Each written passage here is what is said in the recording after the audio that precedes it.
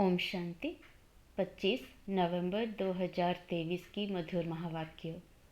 मीठे बच्चे, ज्ञान की बुलबुल बन सारा दिन टिकलू टिकलू करते रहो तो लौकिक और पारलौकिक माता पिता का शो कर सकेंगे।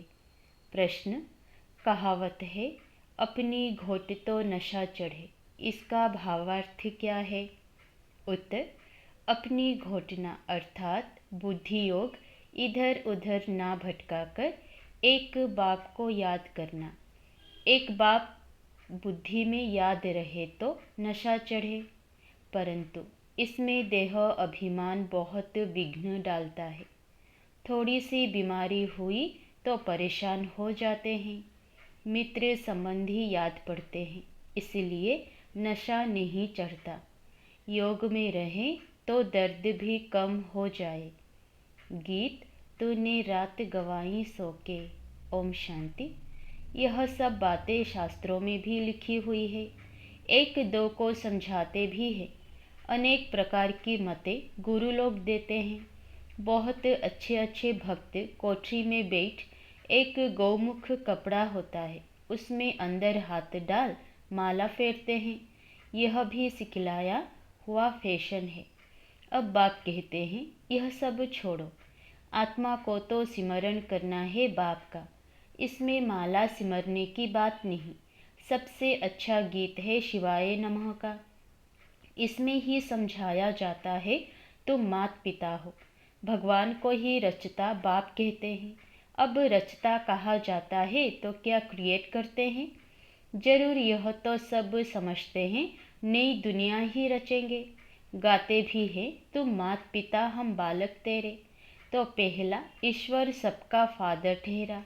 फादर है तो मदर भी जरूर चाहिए।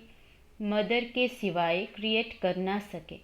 सिर्फ यह कोई नहीं जानते कि क्रिएट कैसे करते हैं। दूसरा, आपस में सब भाई बहन हो गए, फिर विकार की दृष्टि जा ना सके। एक मात पिता है ना, तो यह पॉइंट बहुत अच्छी है समझने और ये समझाने के लिए। तीसरा, जरूर बाप ने सृष्टि रची होगी। हम बालक थे, अब फिर बने हैं। 84 जन्मों का चक्र पूरा होने के बाद फिर अब मात पिता के बने हैं, जिसका ही भक्ति मार्ग में गायन चलता है। मात पिता सृष्टि रचते हैं, उनके बालक बनते हैं तो जरूर सुख घनेरे देते होंगे। यह कोई भी नहीं जानते कि परमात्मा मात पिता भी बनते हैं, टीचर भी है, सतगुरु भी हैं। हम ब्रह्मा की औलाद आपस में भाई बहन ठहरे, कहलाते भी हैं ब्रह्मा कुमार कुमारियाँ। उनको भी रचने वाला वो है। सुख घनेरे पाने के लिए मात पिता से राजयोग सीख रहे हैं। सुख घनेरे तब मिलते हैं जबकि हम दुख में हैं। ऐसे नहीं कि भविष्य सुख में आकर शिक्षा देंगे। जब हम दुख में हैं तब शिक्षा मिलती है सुख में जाने की। वही माता पिता आकर सुख देते हैं। एडम और ईव तो मशहूर है, वह भी ज़रूर गॉड की संतान ठहरे। तो गॉड फिर कौन? बच्चे यह तो जानते हैं कि बाप जो नॉलेज देते हैं यह सब धर्म वालों के लिए है। सारी दुनिया का उस बाप से बुद्धियोग टूटा हुआ है। माया घोस्ट बुद्धियोग लगाने नहीं देती है और ही बुद्धियोग तोड़ती है। बाप आकर घोस्ट पर जीत पहनाते हैं। आजकल दुनिया में रिद्धि सिद्धि वाले भी बहुत हैं। यह है ही घोस्टों की दुनिया। काम विकार रूपी घोस्ट एक दो को आदि मध्य अंत दुख देते हैं। एक दो को दुख देना घोस्ट का काम है। सतयुग में घोस्ट होता नहीं। तो यह भी समझाया है, घोस्ट नाम बाइबल में है। रावण माना घोस्ट, यह है ही घोस्ट का राज्य।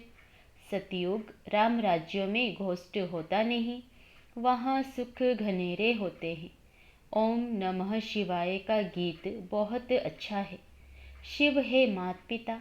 ब्रह्मा विष्णु शंकर को मात पिता नहीं कहेंगे, शिव को ही फादर कहेंगे। एडम ईव अर्थात ब्रह्मा सरस्वती यहाँ हुए हैं।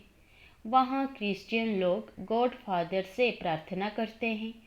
यह भारत तो माता पिता का गांव है, उनका जन्म ही यहाँ है। तो समझाना है, तुम माता पिता गाते हो तो आपस में भाई बहन ठहरे ना। प्रजापिता ब्रह्मा द्वारा रचना रचते हैं, वह तो एडप्ट करते हैं। सरस्वती भी एडप्ट हुई है, प्रजापिता ब्रह्मा ने एडप्ट किया है, तब तो इतने ब्रह्मा कुमार कुमारियाँ बने हैं।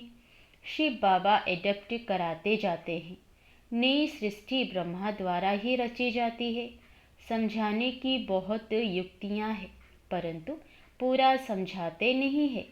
बाबा ने बहुत बार समझाया है, यह शिवाय नमः का गीत जहाँ तहाँ बजाओ। हम माता पिता के बालक कैसे हैं, वह बैठे समझाते हैं।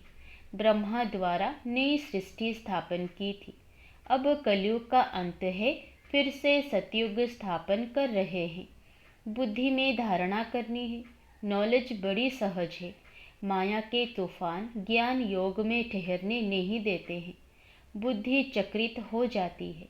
हमेशा समझाना चाहिए, भगवान रचता तो सबका एक है, फादर तो सब कहेंगे ना।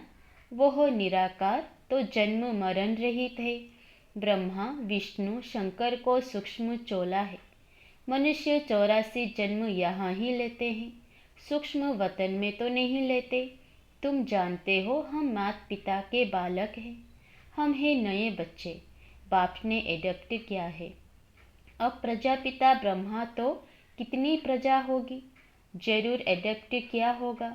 ब्रह्मा को भुजाएं बहुत दिखाते हैं, अर्थ तो कुछ भी समझते नहीं। जो भी चित्र निकले हैं अथवा शास्त्र निकले हैं, यह सब ड्रामा के ऊपर आधार रखना पड़ता है।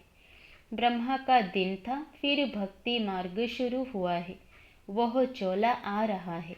यह राजयोग बाप ही आकर सिखलाते हैं, यह स्मृति में रहना चाहिए। कहते हैं ना, अपनी घोट तो नशा रहे, परंतु बुद्धियोग बाप के साथ चाहिए। यहाँ तो बहुतों का बुद्धियोग भटकता रहता है। पुरानी दुनिया के मित्र संबंधी याद के तरफ या देह अभिमान में फंसे रहते हैं। थोड़ी बीमारी होती है, परेशान हो जाते हैं। अरे, योग में रहेंगे तो दर्द आदि भी कम होगा, योग नहीं तो बीमारी आदि कैसे छूटे। ख्याल करना चाहिए। माता पिता जो नंबर 1 पावन बनते हैं, वही फिर सबसे जास्ती नीचे उतरते हैं। उनको तो बहुत भोगनी पड़े, परंतु योग में रहने के कारण बीमारी हटती जाती है।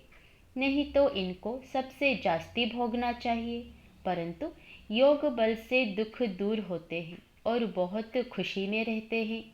बाबा से हम स्वर्ग के सुख घनेरे लेते हैं। बहुत बच्चे अपने को आत्मा समझते नहीं, सारा दिन देह का ही ध्यान है। बाबा आकर ज्ञान की टिकलू टिकलू सिखलाते हैं, तो तुम्हें ज्ञान की बुलबुल बनना है।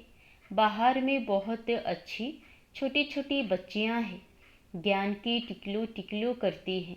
भीष्म पितामह आदि को भी कुमारियों के द्वारा ज्ञान दिया है। छोटे छोटे बच्चों को खड़ा करना है। छोटे बच्चे लौकिक पारलौकिक माता पिता का शो करते हैं।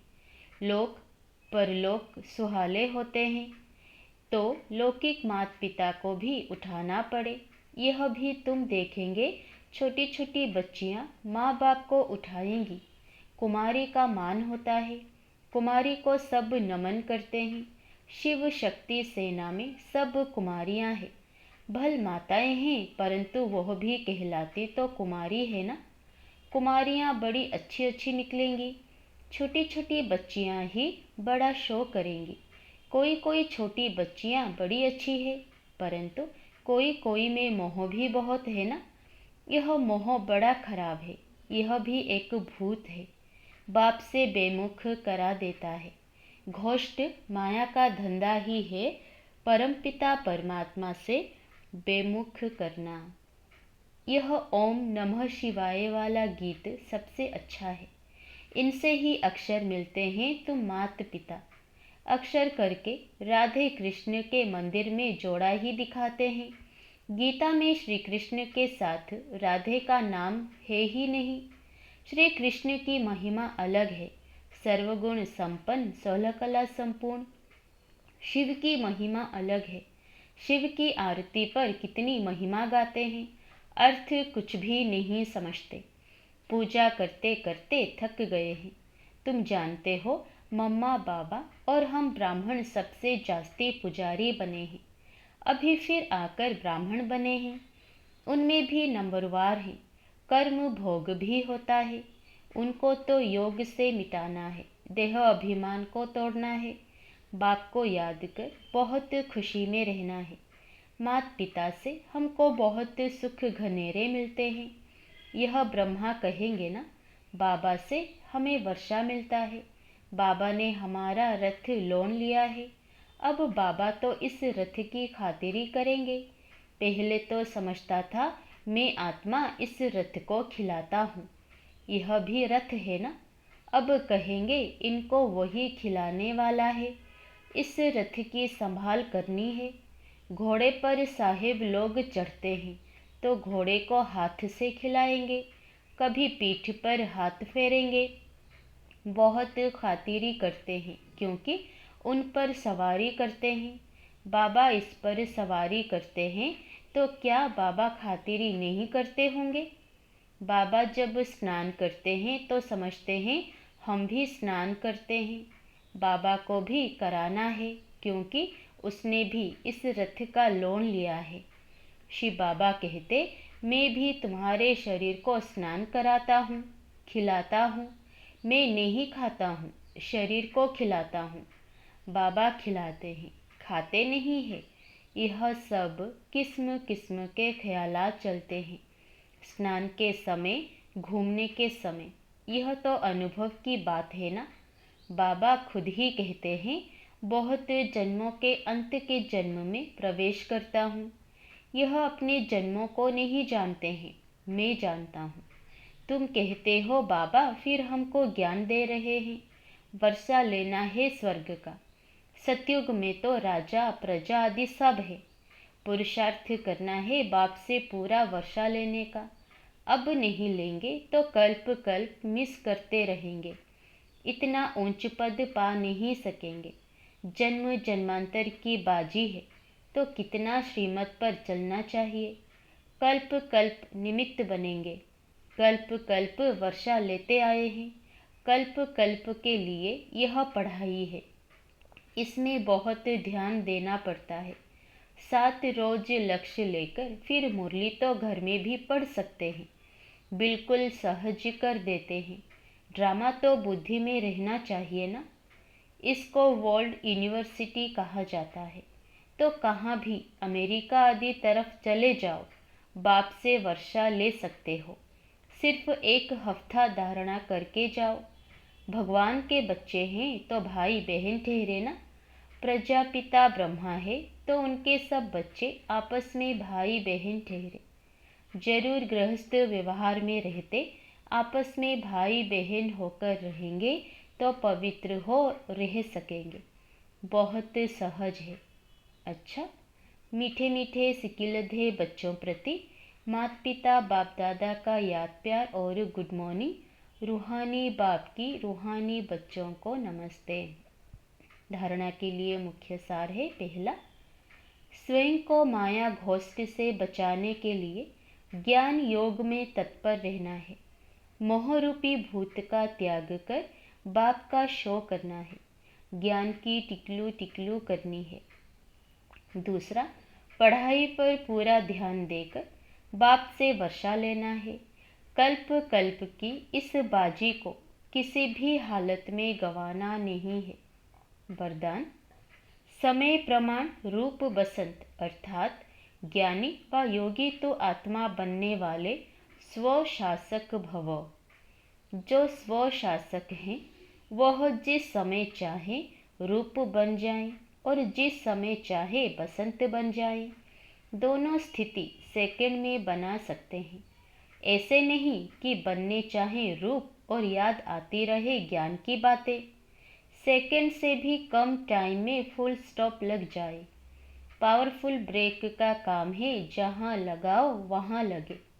इसके लिए प्रैक्टिस करो कि जिस समय जिस विधि से जहाँ मन बुद्धि को लगाना चाहे वहाँ लग जाए, ऐसी कंट्रोलिंग व रूलिंग पावर हो।